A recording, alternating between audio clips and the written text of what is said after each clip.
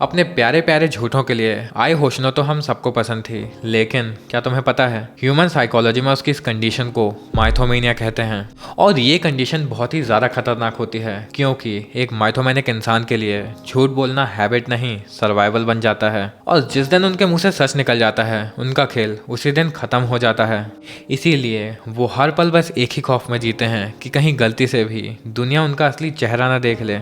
और सिलेक्शन की दुनिया में यही डर जन्म देता है हमारी आखिरी सेड्यूसर द स्टार को, क्योंकि रॉबर्ट ग्रीन कहते हैं कि एक स्टार की असली ताकत उसकी मिस्ट्री में होती है। वो ये बात बहुत अच्छी तरह से जानते हैं कि दुनिया सच में नहीं सिर्फ और सिर्फ फैंटेसीज में इंटरेस्टेड होती है, और इसीलिए वो भी अपनी बोरिंग और दर्द भरी हकीकत को एक ग्लिटरिंग झूठ से रिप्लेस कर देते हैं। वो तुम्हारे करीब नहीं आते, वो बस दूर से ही चमकते हैं ताकि तुम उनकी चमक में इतना खो जाओ कि तुम्हें उनके पीछे छुपे हुए अंधेरे का पता ही ना चले।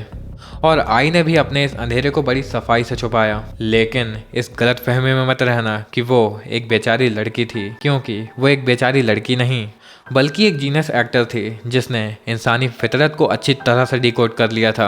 वो समझ चुकी थी कि अगर वो रियलिटी दिखाएगी तो लोग उसे इग्नोर कर देंगे, लेकिन अगर वो अपना ही एक फेक क्यूटनेस भरा हुआ वर्जन दिखाएगी तो लोग उसके लिए मरने को तैयार हो जाएंगे। और इसीलिए उसने बिल्कुल वैसा ही किया। अपने टूटे हुए दिल का रोना रोने के बजाय उसने उसका सौदा कर दिया। उसने जानबूझकर परफेक्शन का वो नकाब पहना जो दुनिया को सेटिस्फाई कर सके, क्योंकि वो जानती थी कि ये दुनिया एक टूटे हुए इंसान को नहीं बल्कि एक चमकते हुए भगवान को देखना चाहती है। और इसीलिए जब वो स्टेज पर आई लव यू बोलती थी तब वो कोई इमोशनल कन्फेशन नहीं होता था, बल्कि वो एक कैलकुलेटेड मूव और एक ऐसा झूठ होता था जिसे वो सच बनाना चाहती थी, क्योंकि उसका मानना था कि झूठ बोलना भी प्यार करने का ही एक तरीका होता है।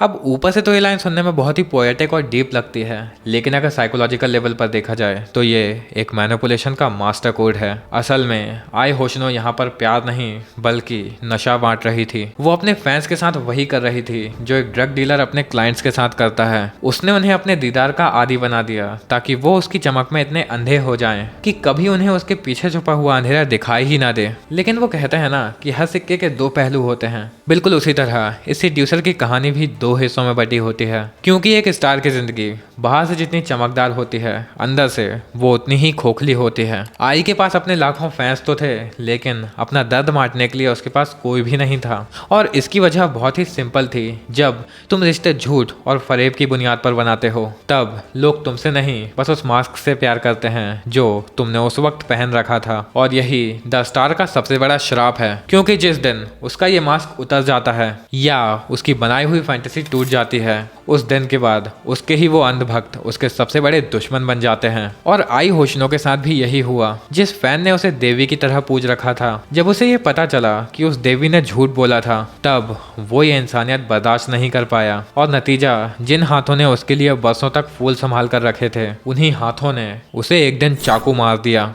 खैर, इस दर्दनाक अंत को देखने के बाद शायद तुम ये सोचकर खुद को तसल्ली दे रहे होगे कि यार मैं तो एक नॉर्मल इंसान हूँ, मेरा इस सबसे क्या ही लेना देना है। तो हाँ, हो सकता है कि तुम्हारा पड़ोसी या फिर तुम्हारा दोस्त एक स्टार ना हो, लेकिन तुम्हारे मोबाइल पर जितने भी सेलिब्रिटीज, इन्फ्लुएंसर्स और ट्रेडर्स दिखते हैं ये सारे कहीं ना कहीं इसी सेड्यूसर की कैटेगरी में आते हैं। और जब तुम इनकी परफेक्ट लाइफ, परफेक्ट बॉडी, आलिशान गाड़ियाँ और अंधा पैसा देखते हो तो कहीं ना कहीं तुम अपनी जिंदगी को कचरा समझकर इन्हें अपना आइडल मानना शुरू कर देते हो। लेकिन याद रखना, इनकी परफेक्ट लाइफ सिर्फ और सिर्फ एक क्यूरेटेड झूठ होती है। असल में इनकी जिंदगी में खोखलेपन के सिवा कुछ और होता ही नहीं है। इसीलिए किसी और की रोशनी में इतना खो मत जाना कि तुम्हारा खुद का वजूद ही बस एक परछाई बनकर रह जाए, क्योंकि मैंने कहीं सुना था कि तालियां बजाने वाले कभी लेजेंड्स नहीं बन पाते।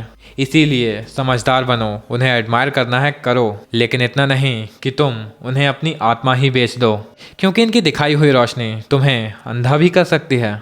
अब ये तो था हमारी सिलेक्शन की सीरीज का आखिरी आर्केटाइप, लेकिन कहानी अभी खत्म नहीं हुई है। हमने सायरन का ल्योर देखा, चार्मर का आईना देखा, चैरिस्मेटिक की आग देखी और आज फाइनली स्टार का झूठ भी देख लिया। लेकिन ये तो बस ट्रेलर था, असली पिक्चर तो अभी बाकी है। अब तक हमने ये जाना कि ये सेड्यूसर्स आखिर दिखते कैसे हैं, लेकिन अगले एपिसोड से हम ये जानेंगे कि ये सेड्यूसर्स आखिर शिकार कैसे करते हैं। अब हम कदम रखेंगे सिलेक्शन टेक्निक्स की उन गहराइयों में जहाँ सबसे पहला और जरूरी नियम यही है कि चूज द राइट विक्टिम, क्योंकि रॉबर्ट ग्रीन का कहना साफ है, अगर गलती से भी तुमने किसी गलत इंसान को सिड्यूस कर दिया तो वो तुम्हारी जिंदगी बर्बाद भी कर सकता है। और इस खतरनाक नियम को समझने के लिए मैं तुम्हारे सामने लेकर आऊंगा एक असली मॉन्स्टर को, जिसकी नजरों में हम इंसान नहीं बस खेलने वाले खिलौने होते थे। तो अगर तुम इस मॉन्स्टर से मिलने के लिए तैयार हो तो वीडियो को लाइक करो, सब्सक्राइब का बटन दबा दो और कमेंट बॉक्स में मॉन्स्टर लिखना मत भूलना। मिलते हैं अगले एपिसोड में एक नए सस्पेंस के साथ।